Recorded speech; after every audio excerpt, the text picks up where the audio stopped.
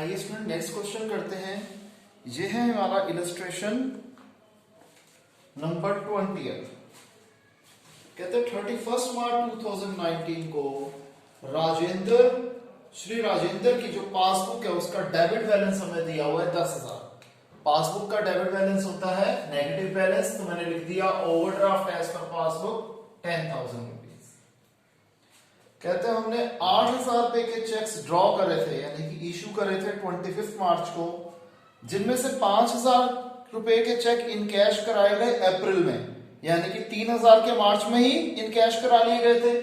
हमने जब 8,000 रुपए के चेक इशू करे तो हमने अपनी कैश बुक में से 8,000 रुपए माइनस कर दिए, लेकिन एक्चुअली में 3,000 रुपए के चेक लगे थे मार्च में।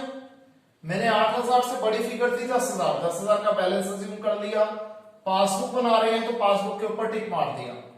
10 में से 8 गया 2, 10 में से 3 गया 7। बना रहे हैं पासबुक तो पासबुक के अंदर ही चेंज कर सकते हैं।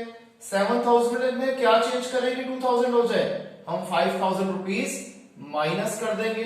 यही मैंने लिख दिया checks issued but not yet presented for payment.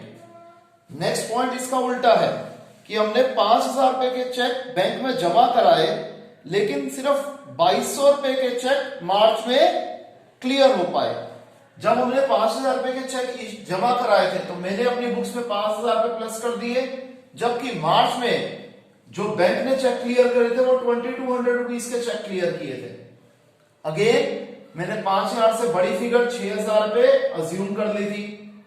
6 और 5 11, 6 और 22 8,200।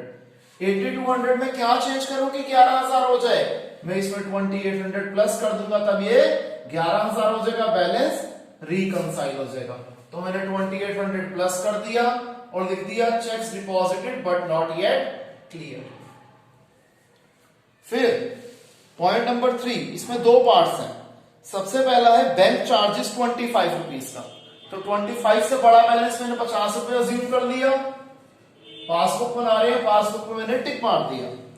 अब 25 रुपए के बैंक चार्जेस थे जो कि हमने कैश बुक में शो नहीं करे, लेकिन वो चार्जेस तो अकर हुए हैं तो हमने पासबुक में से माइनस कर दिए।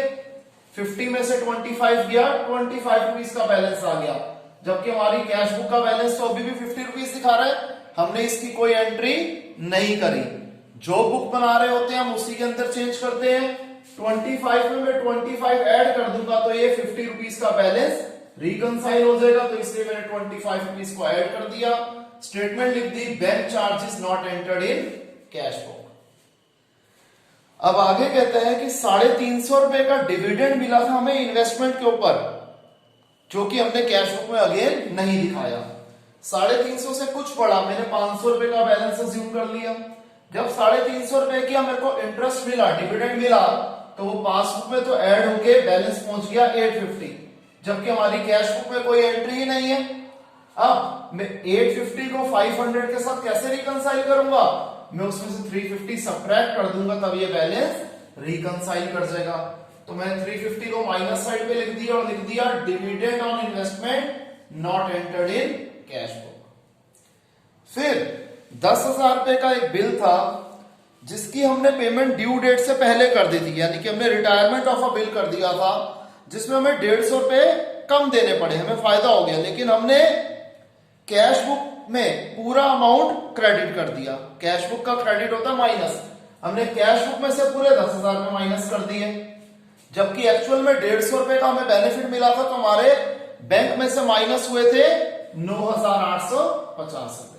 और जैसे मैं हमेशा करता हूं, मैंने जो ये फिगर थी उससे थोड़ा बड़ा बैलेंस अज्यूम कर लिया। मैंने यहां पर 11,000 रुपए का बैलेंस अज्यूम कर लिया था, तो 11,000 में से 10,000 गए, मेरी कैश बुक का बैलेंस है 1,000, जबकि पासबुक का बैलेंस क्या है 11,000 में से 9,800 गए 1,150 रुपए।